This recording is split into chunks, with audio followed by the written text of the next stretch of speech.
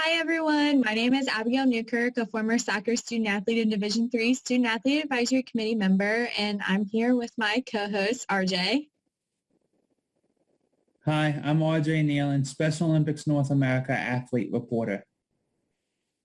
Welcome to A Decade of Inclusion, a series where RJ and I will share 10 stories that represent 10 years of a very impactful partnership between Special Olympics and NCAA Division III. We're celebrating 10 years of inclusion between Special Olympics and NCAA Division III this year. Since the beginning of the unique partnership, over 85,000 NCAA student athletes and over 127,000 Special Olympic athletes have shared unified experiences, spread inclusion, and created memories of a lifetime. So today we have Cat Lanigan, formerly on NCAA Division III SAAC from 2018 to 2021, now a Special Olympics Global Youth Engagement Fellow. And we also have Domenic Fraboni, Vice Chair of National SAAC from 2013 to 2016, and a current Doctor of Physical Therapy and podcast host. So, Kat, from your time on NCAA Division III SAAC from 2018 to 2021, could you share an experience that made you want to stay with Special Olympics? Yeah. Hi, Abigail. Hi, RJ and Dom. We're so glad to be here. So every year, the NCAA convention hosts a unified event actually with Special Olympics. And for a lot of people, that's their first experience with Special Olympics, for a lot of D3 student athletes and for a lot of college presidents, coaches, administrators that are there. So it was so exciting to see. We would have a big bocce tournament sometimes, cornhole. So it was so exciting to see people experiencing for the first time being able to play unified sports with athletes who have intellectual disabilities and how much fun and joy there was at the event. So everyone walked away from those events feeling like, wow, this was so much fun at the NCAA convention. Like, I have to figure out how to do this on my campus, in my community. So I was one of those people who walked away and was like, how can we do this again and again? This was so much fun. I think everyone gets hooked at their first experience with Special Olympics. So, Dom, you previously stated that you were hooked at pancake at your first Special Olympics event, a pancake breakfast. What was it that led to your love for your involvement with Special Olympics? First off, RJ, Abigail, again, to reiterate what Kat said, thanks so much for inviting us in to talk about this. I get so hyped up for anything Special Olympics related.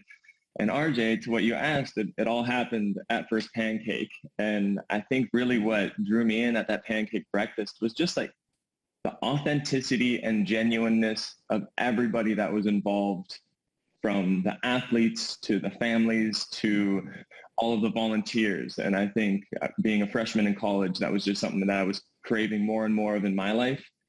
And beyond that, every single event beyond that continued to help me learn about this group of people and how we continue to celebrate each other and how we continue to celebrate the differences that people had in their ability level. And the more and more I continue to learn about myself, and the more that I continue to learn how to deal with people who were different and celebrate that and continue to incorporate that into who I am as a human being, and how much now it's impacted what I do as a professional, as a doctor of physical therapy, and the information that I get out on the podcast. So through and through, from First Pancake, with a little bit of maple syrup, because I'm from the north and you got to have maple syrup, I have been hooked. I love the what analogy. An incredible answer. So, Kat, how did your involvement with Special Olympics as a student athlete inspire you to actually go forth and work for Special Olympics? Dom, your answer made me think of this. Every year, my college juniata would host the, I think, Central Pennsylvania sectional fall games. So we would have like 300 athletes all around Pennsylvania come to campus to compete. Really high-level competition because it's the sectional games and then you're qualifying. So it was like really intense competition. And then almost every student athlete on campus would also volunteer at the event. So I'm thinking like, freshman year, immediately you were like looking for these kind of this community, and it would be really early in the fall, September, October, and everyone would show up to this event. It was huge. It was such a big day on campus. Everyone was so happy. There's just so much joy for sports and for competition and teamwork. And then I remember from freshman year on, after the Special Olympics event, things would change on campus.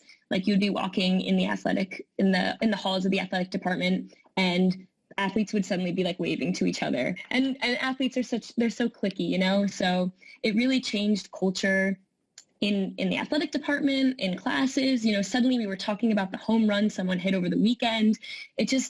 It reminded us that how much we love sports and why we play D3 sports and why we love being teammates and like having an athletic community.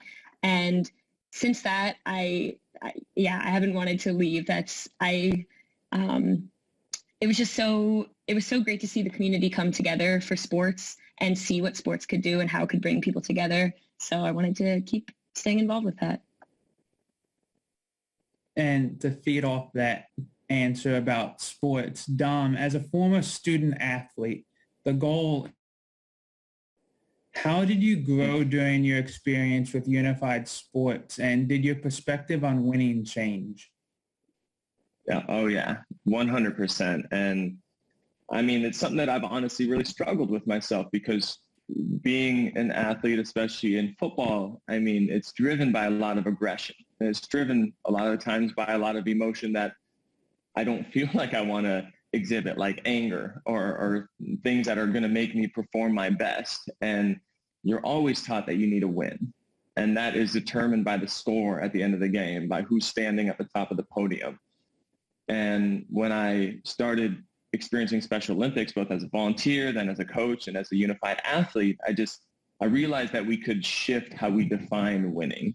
And I realized that celebrating somebody for their growth, celebrating somebody for their success in the game, in the competition, regardless of if they're on my team or not, that's what winning is. And being able to celebrate everybody throughout the competition, celebrate everybody after the competition, even the other team, even if you did lose the game, that's really what winning is, because then everybody can continue to grow that community.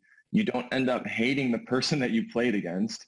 You might be disappointed, yes, that you had a little bit, lower score. But again, the motto of Special Olympics, let me be brave in my attempt, or let me win. And if I do not win, let me be brave in the attempt. I think I got that close. That truly started to become a core tenet of mine. And being able to celebrate everybody for their growth and for their success in the game is something that I have really taken away from Special Olympics.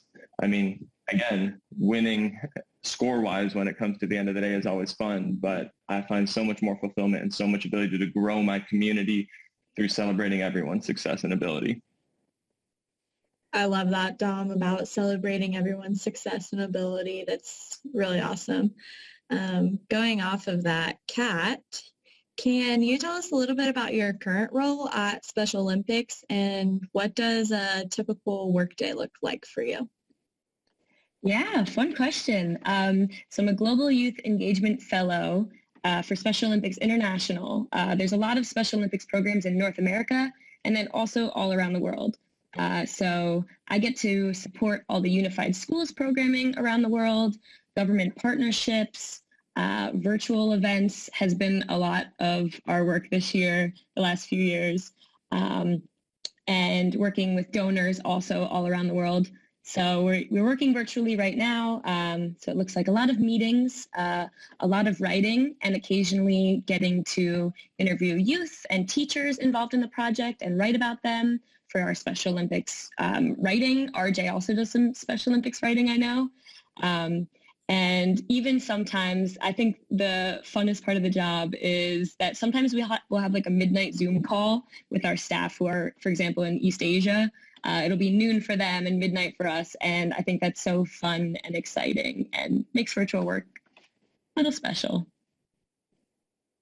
Yeah, like Kat said, virtual work is sometimes fun. I mean, I've been, on Zoom with people from the Caribbean and stuff. It's so it's different and it's hard, but it's also a lot of fun at the same time. So, Dom, what did you learn as a student athlete involved with Special Olympics that inspired you to incorporate those lessons in your practice of physical therapy?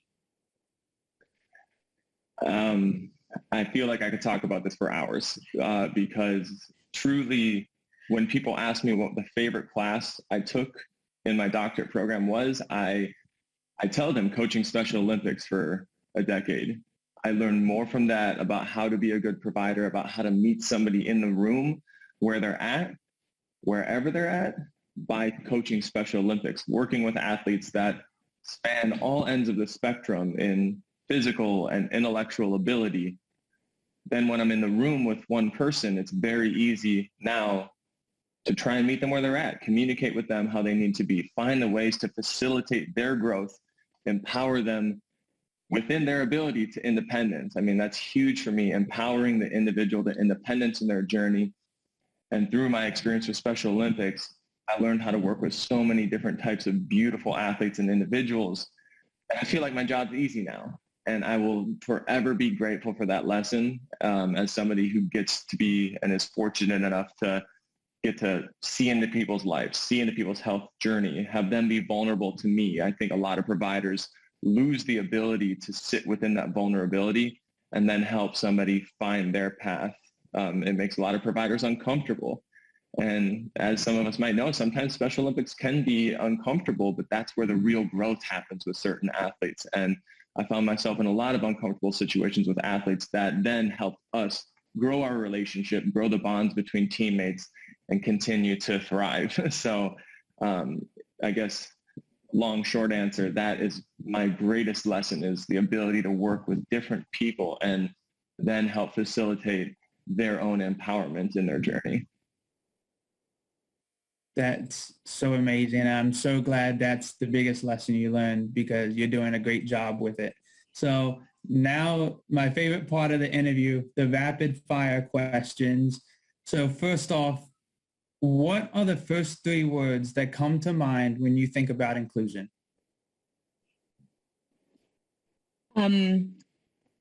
Courage, community, and caring. I will say empowerment, like I just said. Community was the similar one that I share with Kat. And difference, because we get to look at each other's differences and celebrate them. Those are really strong words and really great answers. Our next one is, what is your favorite quote about inclusion? Well, this year we're celebrating Eunice Kennedy Shriver's centennial, her 100th birthday year, and she was the founder of Special Olympics. So it's a huge deal, and just a reason to reflect on the whole movement of Special Olympics and inclusion for people with disabilities. So a quote I've been thinking about a lot is, the gist of it is like, by your presence, you send a message. Like the way you present yourself, you're sending a message of inclusion and a message that you can be brave enough to do this and to show up the way you do and include people the way you do. So I've been thinking about that a lot. I love that quote. I'd have to say that my quotes kind of surrounds this whole thought of disability and then crossing out the dis in disability. And so there was a quote that I've written down here that is, see my disability, discourage my participation, and discount me. And all of the disses are crossed out so that instead it says, see my ability, encourage my participation, and count me in. And I think that that's just a small reframe that really helps us see people for who they are and not try to exclude them for who they are. That is very clever, and I love that. I'm going to steal that from you, Dom. I'm going to write that down and take it, hang it up. So thank you, both of you, for all you've done to support and enable this inclusion movement between Special Olympics and NCAA Division III.